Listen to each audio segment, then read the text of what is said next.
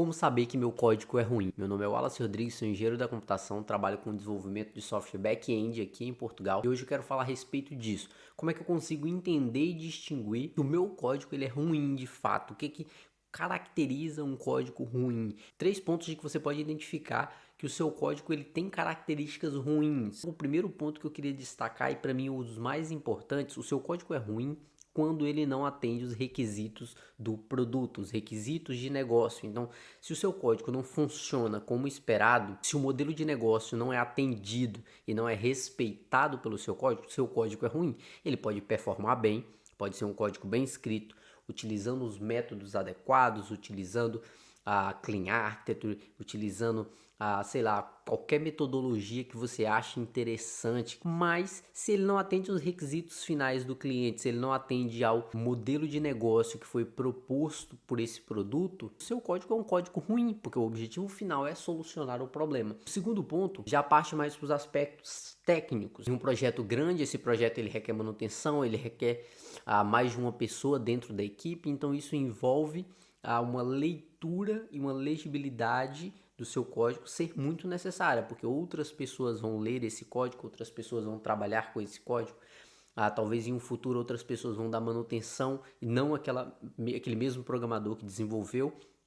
Então o seu código ele precisa ser legível. Então o seu código precisa ser legível. E isso já é 2 pontos em um. Porque se o seu código é legível, se ele é compreensível, se é um código claro, se é um código que não tem muita gambiarra, muita enrolação nesse sentido, é um código que tem variáveis bem declaradas, com nomes bem interessantes, tem uma estrutura bem definida, é um código que você consegue entender e compreender o que cada função faz, para quê, como é que é a estrutura. Então, se o seu código é legível, automaticamente ele tem uma manutenção fácil. Então, ter uma manutenção fácil e ser legível, eu colocaria como segundo ponto de que o seu código não é um código ruim. Porque se o seu código não é legível e é um código de difícil manutenção até para você que desenvolveu, então provavelmente o seu código é um código muito ruim. Esse é um dos principais fatores para destacar um código bom ou ruim. Manutenção, legibilidade, tá? E isso não tem a ver necessariamente com a complexidade do produto, ok? Pode ser um produto complexo com uma legibilidade fácil. E pode ser um produto simples, um mero cadastro de clientes, uma CRUD básica, e ainda assim tem uma legibilidade complexa, por quê? Porque o código é ruim, é um código mal feito. Então esse é o segundo ponto que eu destacaria, legibilidade e manutenção, facilidade dessas duas coisas.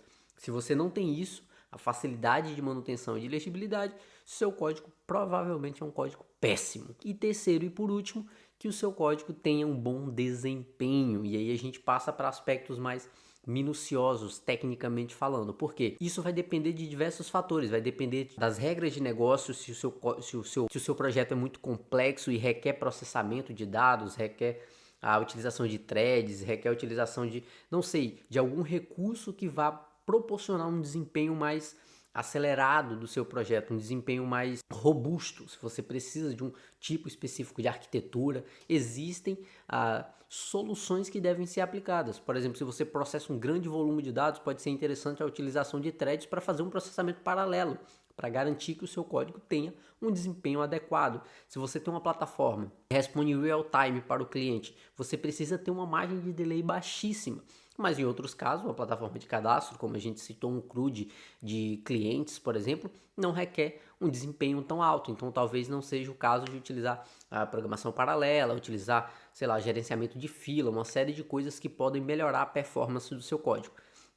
Então, dependendo da regra de negócio, o seu código precisa ter um nível de performance diferente. Por exemplo, um streaming. Se a gente trabalha com streaming, a gente quer uma latência baixíssima para poder fazer transferência de dados, porque as pessoas precisam assistir aquilo sem sentir que existe um travamento, que existe uma falha na transferência de dados. Então, requer uma performance muito alta. Então, dependendo da aplicação, o seu código requer um nível de performance diferente. E para que o seu código seja um código bom, não seja considerado um código ruim, você precisa minimamente atender esses requisitos de performance da sua aplicação. Então, quando a gente fala de projetos simples e projetos básicos, provavelmente você não vai ter um problema de performance tão grande, porque fazer um cadastro em um banco de dados MySQL é uma coisa muito simples, é uma coisa muito rápida, que qualquer linguagem vai conseguir desempenhar isso num tempo que para o cliente final não faz muita diferença, porque é meramente um cadastro.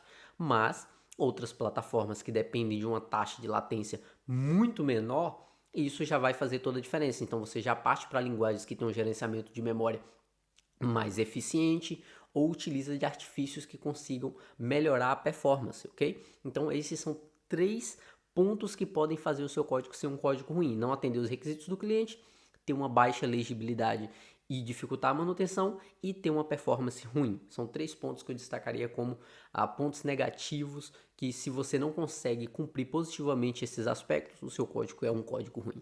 Então esse foi um vídeo rápido, espero que você tenha gostado. Curte, comenta, deixa aí sua maracutaia e até o próximo.